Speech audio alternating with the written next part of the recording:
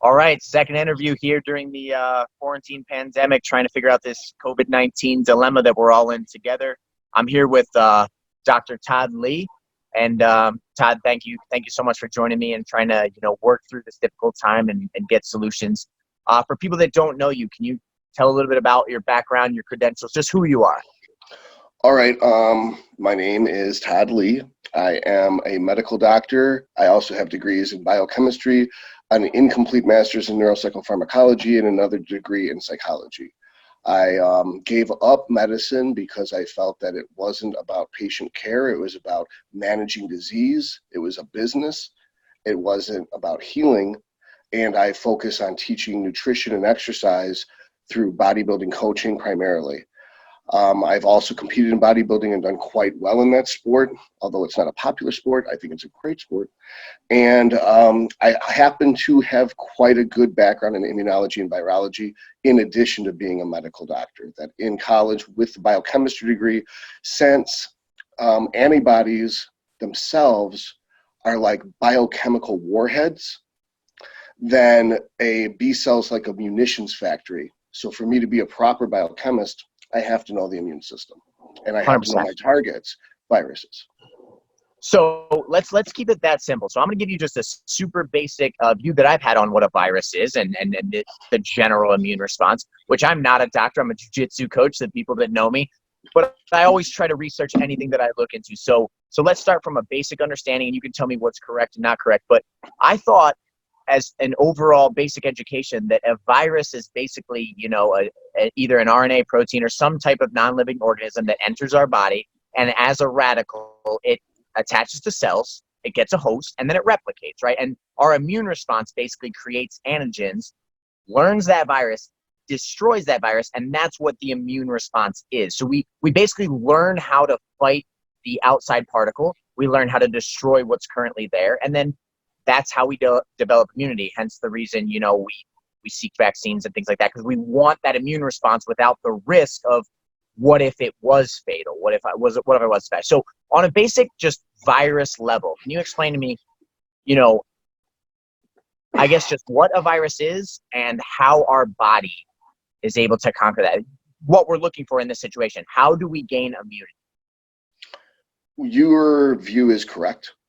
I have some great analogies people think I'm a great analogist. I'm able to convert things that's complicated, like a invisible molecule that people have a hard time grasping as a concept, and putting it into a real world analogy to make it make sense. So if I seem to get silly with some of my explanations and use comic books or video game references, it's because I'm trying to communicate the idea at an emotional level, which is how most people learn. So I think of a virus as kind of like a zombie. It's not alive, and it exists, but it has no purpose but to spread the infection. Sure. It doesn't want to kill. It wants you to stay alive so you can make more of it. So like if you watch a bird's eye view of a zombie infection through like an airport, it's identical to like watching a virus spread through a city. So when a virus enters the body, which it does so through the mouth or the nose, primarily through respiratory droplets, either from coughing or sneezing, what happens is those viruses are going to try to bind to a cell, inject its RNA. It doesn't have its own DNA. It only has RNA. And then the RNA will then go to the nucleus, and it'll hijack the cell's functioning. Normally, the nucleus has DNA, which is transcripted to RNA, which is translated through the ribosomes into protein, which is then packaged and modeled for release into the body by the Golgi apparatus, kind of like a factory.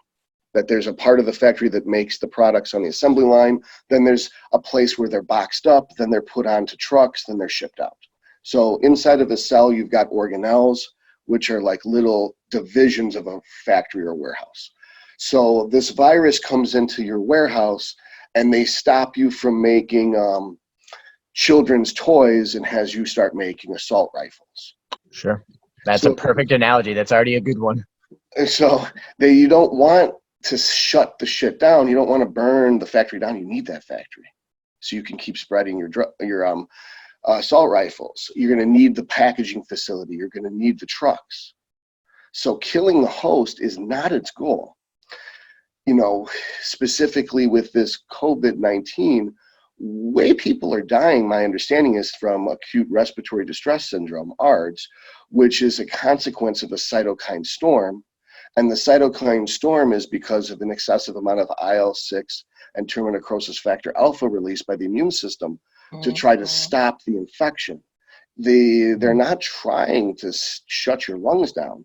It's just a consequence. So I went a little overboard because we're still talking generals. Sure. So back to the virus thing. So the immune system, once an immune cell, I think it's a B cell, identifies, well, first it's going to be a dendritic cell. A dendritic cell is going to recognize a foreign body. It's going to phagocytize it, which is based on the Greek word phago, which means to eat, P-H-A-G-O. And it eats the cell and injects granules into this phagocyte, and it turns into a lysosome. And the phagosome inject granules into make a lysosome. The lysosome lyses that virus, breaks it up into virus particles, not just RNA, but the actual protein structure of the virus capsule.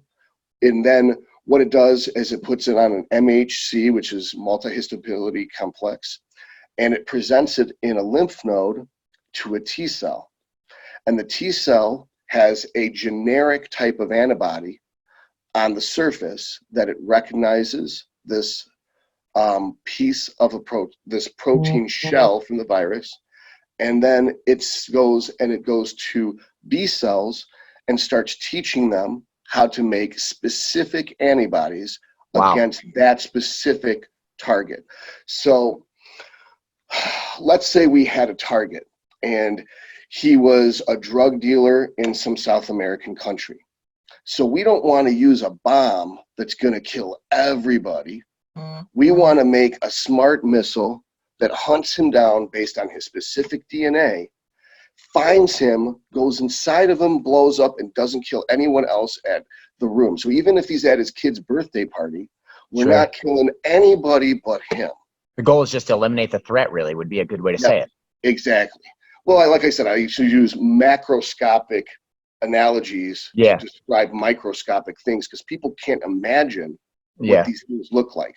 Usually you see stupid cartoons of little bulbs touching each other, and it doesn't click. But if you put it in something visceral, then it clicks. So am I going too far? Well, no, well, I'm just afraid that someone might be so overwhelmed with the information that I think that is such a good breakdown that it answers that part at least. So then once our body has done that response, that is the immunity that we speak of, so that the next time you see that virus, you know how to react. So there's some specific buzzwords. So humoral immunity is once you've mass produced the IgG molecule that's called an antibody. So there's different IgGs. There's different IGs. There's IgM, IgA, IgE. The one we want is to make IgG, which takes 2 to 3 weeks to make it. Once we have that, we have what's called humoral immunity, that we have enough floating memory cells, which are like quiescent or quiet B cells, that will float through your bloodstream. And when they recognize, hey, that's a piece of the coronavirus, it's going to take it to other B cells. They're going to replicate and make an army, and all of them are able to dump antibodies into the bloodstream. So either the B cells can target and destroy these viruses directly, or the antibodies will link up to them. And this is so cool, that what happens is they link up to specific spots that they know they can bind to, and then they have these signals at the tips. And then what happens is a natural killer cell is identified those signals, binds to those, and then sticks a tube in and dumps a bunch of salt inside the cell, and water rushes in the cell. So I think of it in terms of space combat. So what you do is you're in space combat, you see it's an enemy ship, what do you call it? You shoot some missiles, but what those missiles do is they attach to the hull. They don't blow a hole in it. they're a docking port, so you can send in an Your troops. actual, Yeah. send your boarding party, which are your space marines, basically. So the boarding party then busts through their hull, runs inside their ships, places a bunch of bombs, runs out, and the ship explodes. Makes sense. It makes sense. That's a phenomenal analogy. You're very good with, I believe that people watching this video, because when you're saying it to me on the like a molecular level, it kind of makes sense to me, but I'm the way I think is always breaking things to the smallest detail. But the way you can take it into an analogy, I think anyone watching the interview will go, wow, that makes it a lot easier to comprehend. So what I'd like to say then is, at least from my research, coronavirus is not new. Coronaviruses have been around for decades, but this is a new strain. From the research I've done, there's multiple families of coronaviruses. They cause common flu-like symptoms. Like, generally speaking, throughout history, they would just be included in like influenza-like sickness, right? So this is a new strain of coronavirus, which caused the fear because everybody said, it's novel. We've never experienced anything like this before. We need to lock our doors and stay at home because we have no idea what's going to happen. And don't get me wrong, I know that case fatality rates and things can change because SARS is different than a standard coronavirus. But with that being said, is this coronavirus just a completely new concept that the world leaders should have locked down? Is that threat justified for the first couple days, the first few weeks? I don't know how that breakdown takes place when it's not like a revolutionary new concept, like AIDS being introduced to the world. Well, it's funny you brought up the AIDS thing because we didn't do shit for AIDS. Yeah, I remember that. I looked into the history of that, and they basically kind of said, hey, if you're doing these certain activities, you might be in big trouble. Yeah, I mean, we didn't do shit for AIDS. We didn't do shit for SARS. We didn't do shit for swine flu, for bird flu. H1N1. I remember that. I remember working and people talking. I lived through all of this. Yeah. I've lived through all of this. And for instance, with the AIDS virus, what you don't know, what they didn't want anyone to know, is it's almost impossible to catch it. So there's this thing called viral load, that the amount of virus you take in determines your likelihood to fight it off or have it defeated. Sure, that makes sense. Absolutely. So the more viral load you take, the worse it gets. So with HIV specifically, you have to take in so much of a viral load that it's almost impossible from one exposure. Well, I remember people worried about spitting at each other and drinking out of glass, and I always thought that was a little insane. But are you saying that it can't even be transmitted through like sex? It has to be like a blood transfusion or what? Almost impossible. Let me give you a couple examples. So for HIV, it's 1 in 700. These exact numbers, I'm rounding them intentionally for people to be able to do math in their head. So they're in the ballpark, but they're, I'm a very precise person. So it might be 170. No, I understand. But I'm saying 100. But so 1 in 700 people who are men having sex with vaginally with a woman can contract HIV. Wow, that's an extremely small statistic. If you know she's got AIDS, you would have to bang her every day for a year to hit 350. To be at a 50% To be at a 50% chance. That's unbelievable. That's never talked about. They would never tell you that. They would never tell you that because they can't control you through fear if they tell you the truth. So it's 1 in 200 if it's a woman having a man inject inside of her semen, right? So obviously the bigger the load, the bigger the viral load. 100%. So I apologize to people if I'm too graphic, but we're talking about sex. It's kind of hard to do it gently. So same thing goes, I gotta let the dog out. All right, go ahead. So now anal's different because they're assuming there's bleeding and tearing because they assume you don't know what you're doing, that there's going to be there should be a way higher load of viral. But let's get off because I don't 1 in 100 for that. On this interview with too much, because I see where you're going and I see the point you're making. I understand viral load is going to be a huge factor with this coronavirus because, I mean, you got people that are wearing masks in their car by themselves, terrified to go for a jog in the park. And I'm saying, okay, I think we've lost touch with reality here. Before we leave HIV, I want to do one story to tell you about healthcare in America. Okay. So I'm walking through the hospital and I hear help. I'm in Detroit. It's 2007. it's 2009. I'm in Henry Ford in Detroit. I think I was doing either colorectal surgery or neurosurgery. And I was walking down the hallway and I hear help. I go in a room and some nurse is standing there and she had her hand on some woman's shoulder and she said, hold this for me. So I walked up and I put my hand there and I held the gauze to the chest. And she had a PICC line. I don't know if you guys know what a PICC line is, but there's a subclavian vessel that you can drive a line through. It's a lot better than other forms of lines. Like if people have collapsing anticubitals, you would go through there. So if you're in a hospital, it's a good idea for a lot of different things. So hands on it, and she goes, I'll be back. And she leaves. And she goes, oh, by the way, she's got HIV. So I look at this woman, like, sup, how you doing? And she's like watching Passions. I don't know if you know what Passions is, but at the time I didn't. She explained it to me. So Passions is this really racy, trashy romance soap opera. So I'm sitting there talking to her, just shooting the shit, and she's explaining, oh, this person's cheating on this person's doing this to that person. And she lets me know that she's a prostitute. So I'm basically with this prostitute who's bleeding all over me. Yeah. HIV blood. And we're watching a romance show about what I wouldn't call romance. And we're there for 3 episodes. Wow. Nobody came. Wow. That didn't. Story is mind-blowing to even hear. None of the nurses wanted to help. They'd rather I got HIV and she died than they put on gloves, masks, and gowns to help, because none of them knew how hard it is to get HIV. Wow. Yeah, I mean, I did not know any of the things that you just told me in this interview. Now, when I went home, you know, I washed my hands, but if I told my wife down the road, yeah, the reason I gave you HIV is because I had a hooker bleed all over me and I didn't feel like warning you. So I pretty much didn't have sex with my wife for like 3 months to 6 months until I was for sure clear. Sure. And it was totally unnecessary precaution.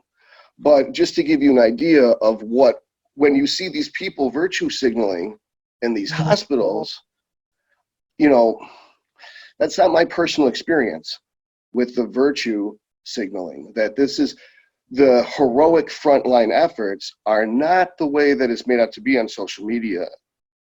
That this is, I think my story is a very clear example of what I experienced as a physician working in Detroit.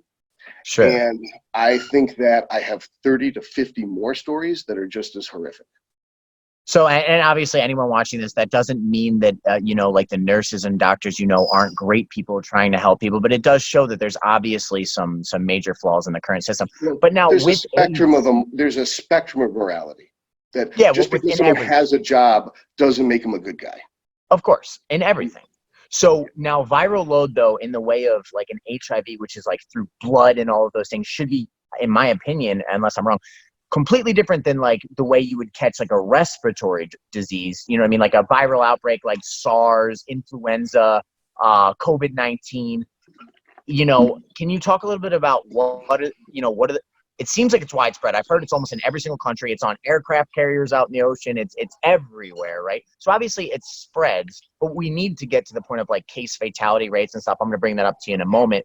But like, what are the odds of me, if I'm outside in the park going for a jog, of catching this from another person? Is that still pretty good just because of how well viral things spread? Do I have a mask on? Okay, so that's a very good question because there's misleading information and circumstantial evidence.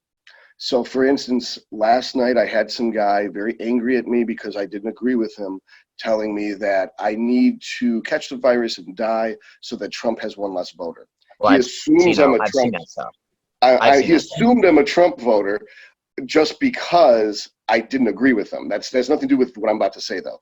His evidence that the virus is asymptomatically transmissible is because on the Princess cruise ship, which is using an air ventilation system closing the circuit. Yep, a so closed that circuit. all 700 people are breathing the same recycled air.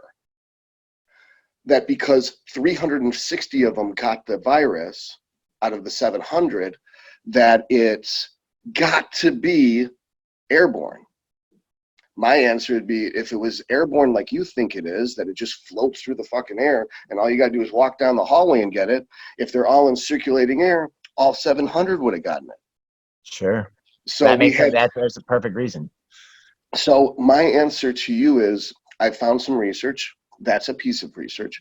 Another piece of research was a study was done where they would have person A with the virus in room A, person B with the virus, without the virus in room B, and they found the virus in room B on surfaces. So they assume that means it floated through the air and went in that room. It couldn't possibly be somebody touched something in person A's room, walked into person B's room, touched something in person B's room, and the virus is now there. So they're using persuasive rhetoric to appeal to people's confirmation bias. In other words, they're wording things in such a way to where someone's going to leap to the worst possible situation. Because the answer is, we don't actually fully know yet. We don't know the science, but they're pushing it one direction. They're definitely pushing it like a motherfucker, like no other virus, and they're just active. That they're trying to convince people this virus does things no other virus has ever done. So they say that you cough and the sputum goes into a cloud and the cloud stays there for 3 hours. Yeah. Well, that's in a lab that was vacuum sealed. Yeah, exactly. And when they actually tested it in a normal situation, it's 30 minutes. And the main thing here is you got to cough. So saying that asymptomatic people. Yeah, that means you have no symptoms. So why would you be coughing? Exactly. So what they that brings me to another phenomenal point that we need to address in this issue. So a couple studies I looked at, a leading virologist out of Germany and other places said, hey, enacting these lockdown policies and the fact that our hospitals are sending thousands and thousands of confirmed positive cases back to their home to quarantine, you're actually making it more likely for a lot of these people to catch this virus because you are forcing them to stay indoors with their families, which if you subscribe to the theory that you can catch it from an asymptomatic person, you are regardless of whether they are asymptomatic or they are coughing, you're making people stay inside when there's a viral outbreak versus letting people go out. I never could understand how that made sense. So when it comes to epidemiology, people say Todd Lee is not an epidemiologist. No, but I murdered statistics. So I don't need to be an epidemiologist to look at the numbers and do the math. I'm not a politician, so I don't know how to say things to get people to like me and not hurt their feelings. I just say the truth and the feelings fall where they might. So I see a lot of bullshit. And so I feel my job as a logical, honest person is to look, observe, find the data, analyze the data, and then present the data to people so that they can say, well, this medical expert says this, sure, which contradicts what the news says, and they're not medical experts. Of course, so we all know that. Yeah. They might believe me, but they might say, oh, he wears a baseball cap and he wears a hoodie, so he must not know what he's doing. Sure. And it's like, you wear a baseball cap and you wear a hoodie. What am I going to do? Wear a three-piece suit to sit in my bedroom? You know, it's like, it doesn't make any sense, does it? So when we look at things like that, let's make that a two-part question. You tell me your feelings on this. So generally the way herd immunity works is we have everybody outside, kids are in school, healthy adults are living their normal lives. I'm shaking your hand, we're interacting. What happens is, because our healthy people become infected, our children become infected, healthy people and children are crushing this virus. They develop the immune response that we spoke of initially, and then that becomes the barrier for our fragile people in society to protect them, right? So if we're quarantining the movement of our healthy people, which I understand, if there's any argument, people tried to say it was about flattening the curve. You remember that? That's what they kept saying, flattening the curve. But my question with that is, time out for a second. The split second the hospital is not overrun, flattening the curve is preventing the movement of healthy people, which is then keeping more people at high risk, susceptible to this, and you're keeping the virus deadly for a much longer period. Tell me the truth or the inaccuracies with that type of thought process.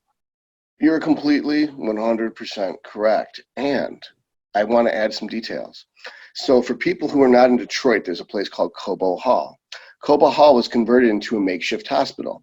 Cobo Hall wasn't used. Off the Suburban Chill Place too. They said they were going to use that, and they're not going to use it. Off the coast of New York City, there was a giant aircraft carrier, USS Help Comfort. or something. They renamed it. It wasn't used. Off of Los Angeles, wasn't used. In fact, they didn't use any of the temporary. In fact, in New York, they didn't even overload the ventilators they had. And I'm not advocating ventilators, but the argument was, well, if we run out of ventilators, all hell is going to break loose. The fucking White House will be on fire. And that's not what happened. That's not what happened at all.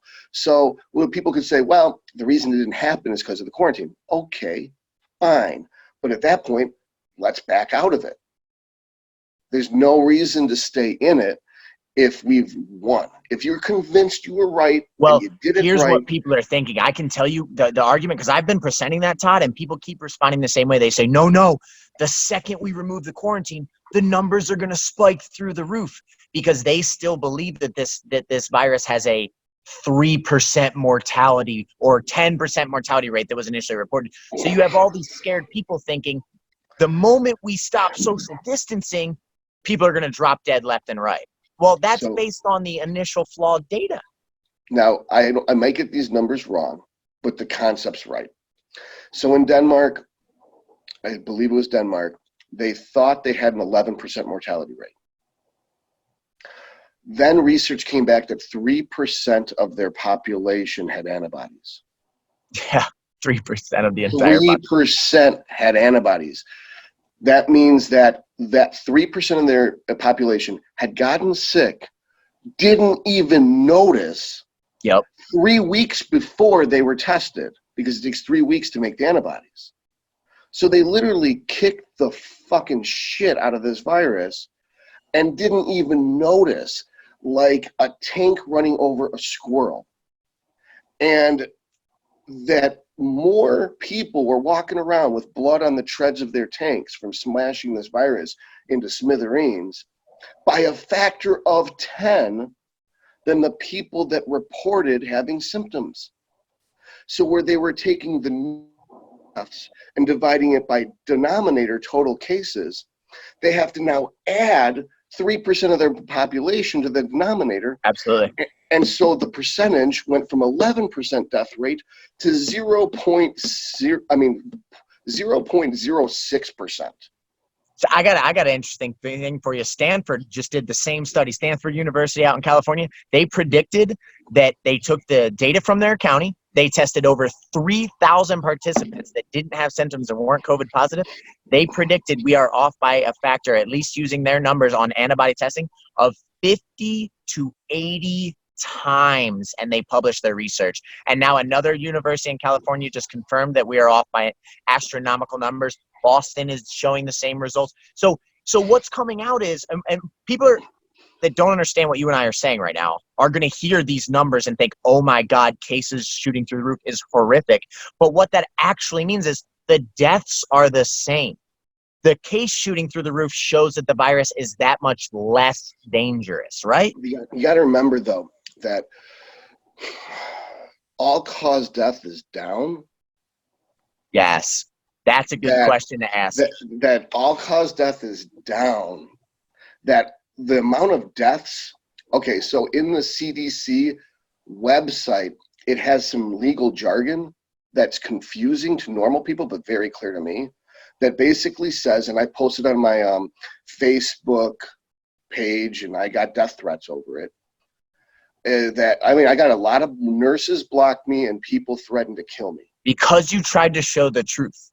That the CDC is encouraging doctors to diagnose any deaths as COVID deaths unless they know beyond a shadow of a doubt it wasn't a COVID death. You know how hard that is to do? And so they don't test in the state of Michigan. They were forbidden from testing.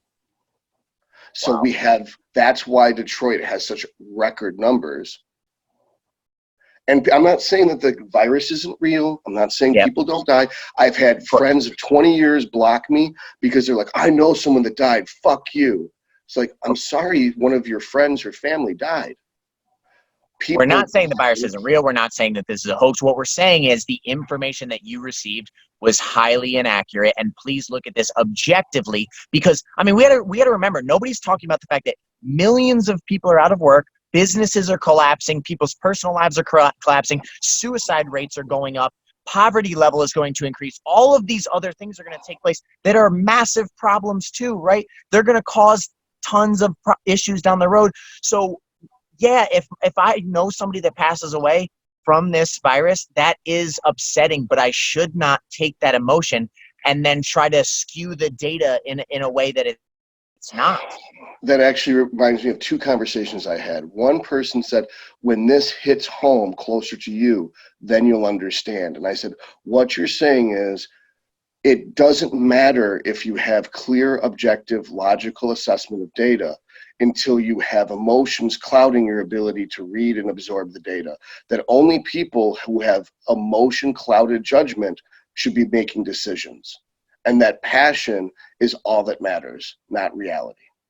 Yeah, and that's just not accurate. I mean, if I witness someone die of cancer or murder or suicide or any disease, it is going to have an effect, especially if it's somebody that I know. But then if you tried to tell me, James, these are the statistics for a chance of being murdered in the United States, and I blew up on you and said, I don't want to hear that because I know someone that was murdered. That we just got to get away from that type of thinking. It's the same type of thinking that if you don't like somebody on television, whether it's the president or the media, as soon as they say something, you instantly discredit it versus saying, what is the truth in the information? And is what this person's saying accurate, right? Like, that's what we have to focus on. I specifically don't use the president's name in posts because so many people are triggered by seeing those 4 letters that I actually have to tiptoe around their sensitivity by writing the president, because they're not emotionally sophisticated enough to put their feelings in a box and bury that box in the backyard and actually deal with life on life's terms. Yeah, so I've probably been taking the wrong approach because from the beginning, as you've seen in all my posts, I purposely tried to cause a lot of emotion first. And then what I try to do is take information and show them that, like, the feeling they got, the anger they felt, we can work through step by step that your feeling wasn't justified. So take that lesson and say, hey, look, just because I feel a certain way doesn't validate the information that I think I have. I need to look at the data. What I found was, if your goal is to stir up emotional people that aren't logical and turn them against something, fire them the fuck up. Get them mad, get them scared. But if your goal is to appeal to logical, reasonable people, and that's what I was trying to do, or people that are on the fence, then come at them with cold, hard logic first and get them to see your point of view without telling them to. Lead them to the water, wait till they start drinking, and then while they're drinking it and say, this is delicious, say, that's cool because I pissed in it. Oh my God. That means you must like how my piss tastes. Like you say it at the end, you don't say it at the beginning because then they won't drink it. It's like, oh, there's piss in this, I ain't drinking it. But it's delicious piss. I just had pineapples. No, I'm not drinking it. Yeah, no. So honestly, there's just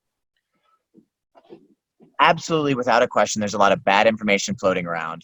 Things are changing rapidly. I understand people that took the side of caution. I get wanting to try to do the right thing. And I also want to point out that I understand being like a governor in the outbreak of something that you have very little information on could be incredibly difficult. It could be hard to make the right decisions. But then again, when I see like our governor or the president or any authority figure, so that nobody takes this one certain way, when I see them trying to, like, let's go talk about the protest for a half a second here.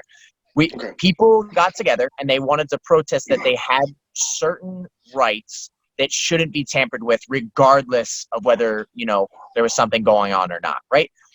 With that being said, our governor took that protest and went on national media saying this was basically just a Trump rally. They were endangering lives. They were blocking ambulances. They were doing all these things. And the second most people hear that information, they don't question it. So you have all these people now saying, oh my God, these protesters are terrible people. They were blocking ambulances and causing all these problems. And it doesn't matter that I could show them the medical people, the actual Sparrow Hospital and the police chief saying, no, it did not interfere with our medical operation. There was no problems caused.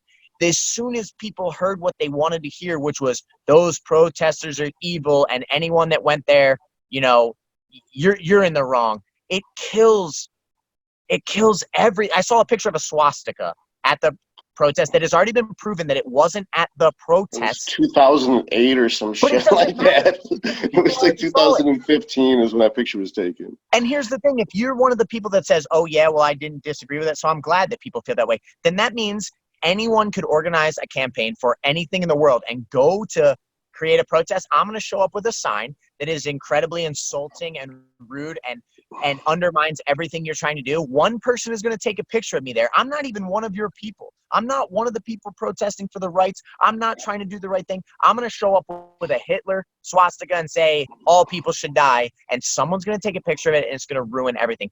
We just can't get into that type of thinking. So how do we fix this, Todd? There's a question. So I've had the same conversation with people on both sides.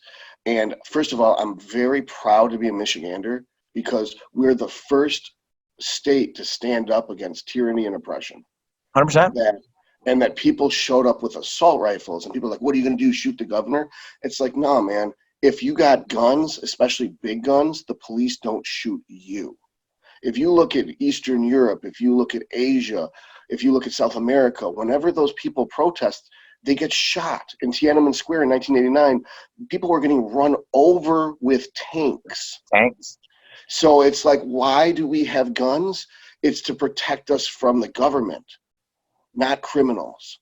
Did you see Virginia issued an order that they said during a time of crisis they need to be able to take the weapons from the people? It blew up. So the Virginia governor literally tried to override the Second Amendment during this crisis. If you haven't looked at that yet, it's going to fire you up. It's just because this ain't that big of a crisis. It's a 0.1% death rate. Only 10% of people can get sick. And if you're sick, it means you were sick already. You either had diabetes or hypertension or heart disease, obesity, or asthma. You had to be one of these select few people that could get sick from this. And it's not a death sentence. Only 10% or less of the people who get seriously ill. And when you're saying sick, you mean symptoms and actual sickness, because countless can have asymptomatic cases, right? I've probably had it. You've probably had it. Everybody's probably had it at this point. So it's not to be concerned with enough to take people's First Amendment rights away, Second Amendment rights away. Because people say, well, who cares? We don't need to be able to talk or have guns. It's like, because it starts there, it doesn't end there. In 2001, I was there, I watched, because some people watching this may not even be old enough to have this statement. I watched the plane fly in the building on September 11th. Wow. On TV, but I watched it happen. All right? They immediately reacted less. And two, they started the Patriot Act, which allows them to surveil and control everything you do. If you're watching this video, go look up the Patriot Act. So the point is that we set ourselves up this time for a new Patriot Act. And each time one of these crises happen, they're not engineered by the government, in my opinion, but they're going to capitalize on them like motherfuckers. So it's like what happens when a hurricane strikes Miami? People start stealing Nikes. So what happens when coronavirus starts hitting the United States? The government's going to start stealing your freedom. And then before long, we're going to be controlled just like every other country. We're the last country that's free. I mean, I grew up on the American spirit. So did you. We grew up in a country where we looked at the things like the Constitution and the Bill of Rights and these amendments that we held dear, that we thought I mean, at least in one point in history, my father, probably your father, grandfathers, they believed in fighting and dying for these rights because it is the ideal sense of how to be a free society. But yet we've created a divide in America now where half of the public doesn't even think that a non-authority figure should possess many of these rights, and half the public still believes in the rights in the Constitution. And this is going to take us down a whole different path off the medical thing.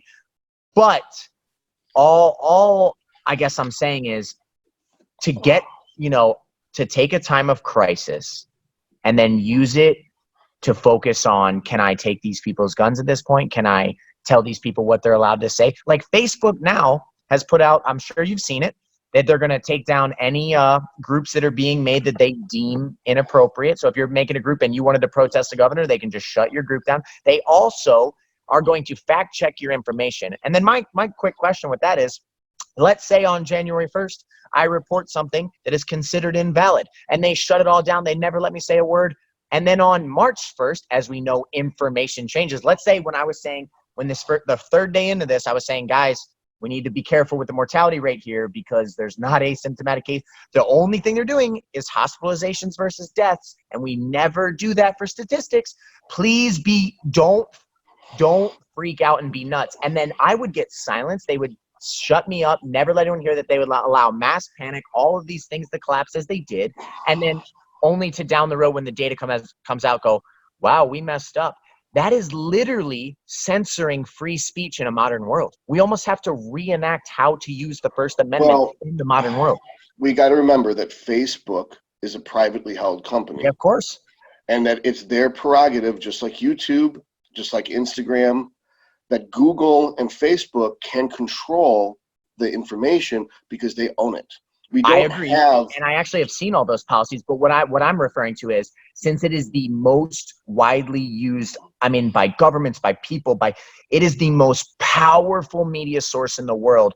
In my opinion, if we're going to take free speech written back in 1776 meant something different than it does today. For a private entity to be able to censor what people hear can't be allowed because, at the end of the day, you have the most powerful media. You could push any narrative, you could push any agenda, you could push any bit of information if we allow something like this, because you can just choose what people hear. Well, and I agree with that to a point, but let's say I developed a new vitamin, and then that vitamin keeps you alive to your 150. And if you stop taking it, if you're over your normal maximum life expectancy, you die. So let's say I have a vitamin, you take it, you live to 150. You and me, people would look like us, but they'd be 110. And then I'm like, I'm going to change the formula. And then people are like, you can't do that. The whole planet uses it. It's like, bitch, I own the company. I can do whatever I want. Yeah, but you see the dilemma that I think we're getting into then. We're talking about capitalism and the limits on capitalism. You're allowing an incredibly powerful propaganda tool to manipulate the large amount of the population. Like, what people see on social media is how they're going to react and live their world, unfortunately, if they don't get it from the news. So you have this new age thing that has the ability to severely damage our culture. Imagine if, let's just go extreme here, the most far one end of the spectrum group got to control all of the information presented to the next generation, to the children, to anything. That is not a free society. That is not a society that is working towards the best interests of the people. That is a society purely based on control by owners. Well, what I think where we're going with this is the deregulation of Facebook, or kind of like how AT&T got broken up and there's other telecommunications. Sure. So like taking away the monopoly factor. The monopoly, yeah. You have to break it up, like Comcast. Like, eventually someone's going to have to stand up to Viacom and get control of Comcast because it's too important. It's now a utility. Yeah. And we should be able to write off our Comcast because we need the Wi-Fi to be able to function. So many government services only operate online. And these are the types of things that they're not my business. No, I don't know shit about it. There's billions of people who know more about this than me. I'm just like a child when it comes to this subject. But so last thing on the COVID thing before we wrap up the interview. Hardest hit county in Michigan was Wayne. The tri-state county makes up 88% of all the cases in Michigan, at least the last time I looked at the CDC within the last 2 days.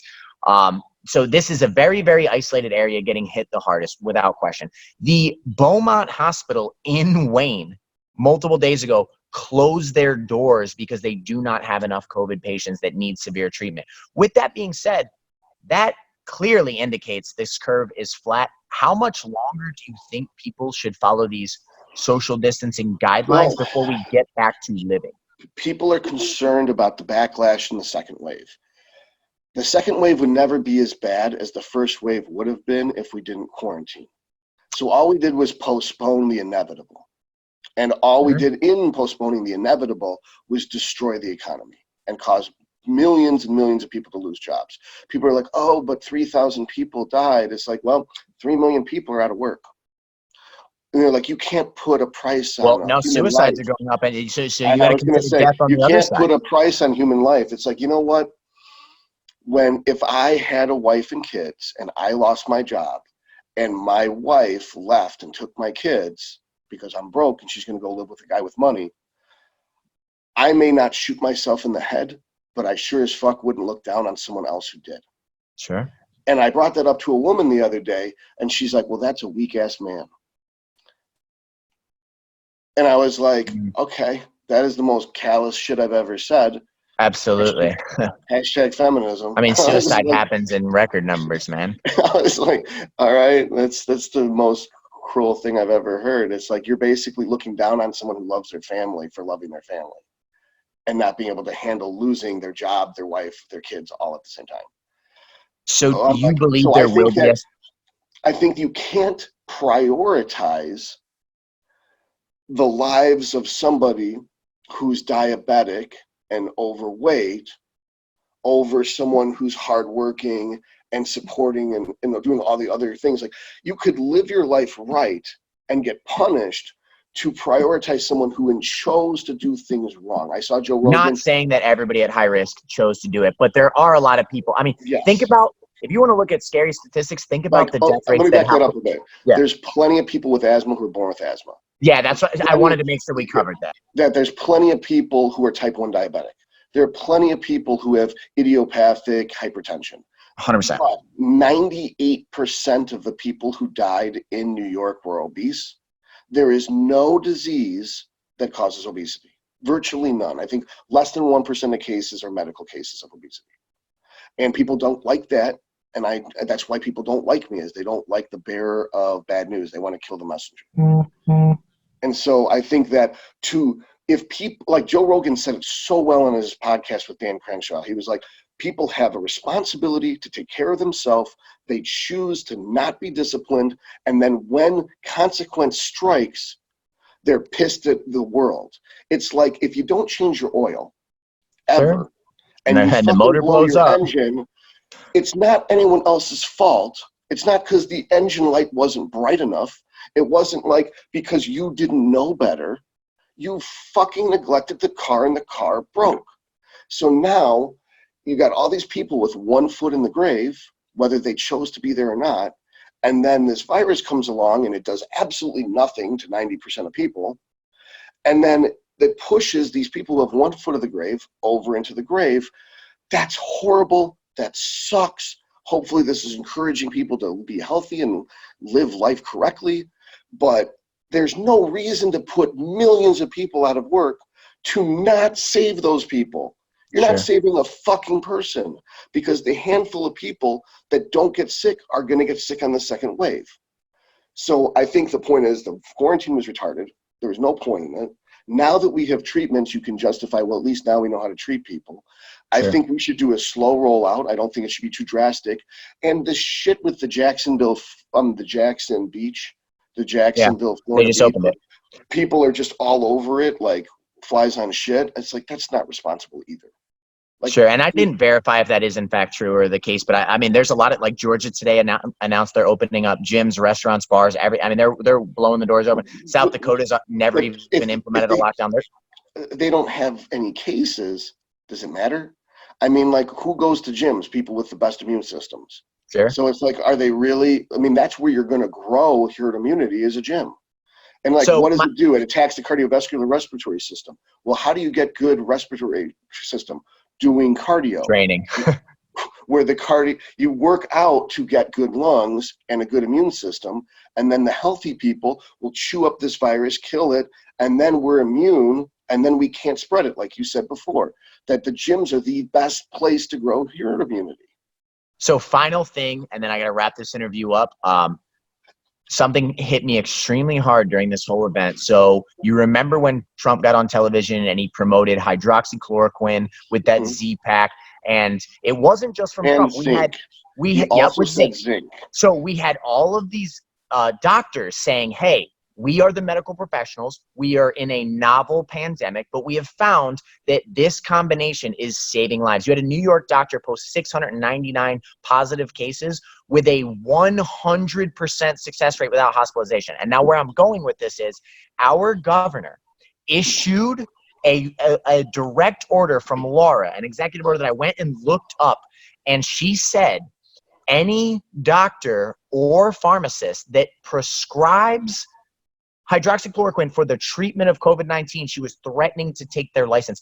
Explain to me, when you have, imagine people like you, you're a medical professional, you're someone that wants to save people's lives. There's someone in front of you dying. One of your colleagues or other professionals said, Todd, this formula might save this person's life. And your governor issued a statement saying, until, her exact verbatim was, until further efficacy can be proven. And what that means is until the testing is done long after these people are dead. And people were trying to justify this saying, oh, that's not what she meant. No, they worded it in a way that you couldn't understand, but that's absolutely what you want. Give me your thoughts, your opinions, anything you want on that. It'll be how we wrap this up. So I called my state rep and I asked him, and he said the reason she did that was that there were doctors writing a ton of scripts for a gross quantity. So it looked like they were stockpiling it so that they could then sell it. Well, that's funny that you say that, because I want to bring up one thing just after it ran, like with the gym equipment. Like gym equipment is now going for 10 times its normal price. Yeah. So that they wanted to stockpile. That, and then I want you to continue answering this. Okay. In that document, it says you cannot provide it for the treatment until further efficacy. And then there's a comma, like in all legal documents, and it says, or you may not hoard it. If it was about the hoarding, which in my opinion they're trying to hide behind, you would have only released a statement saying you may not hoard this thing. You wouldn't say that you can't treat people with it. Otherwise, to me, that sounds like that's like me saying, Todd, you may not eat today from your grocery store. You may not go get food, or me saying you may not take all of the food.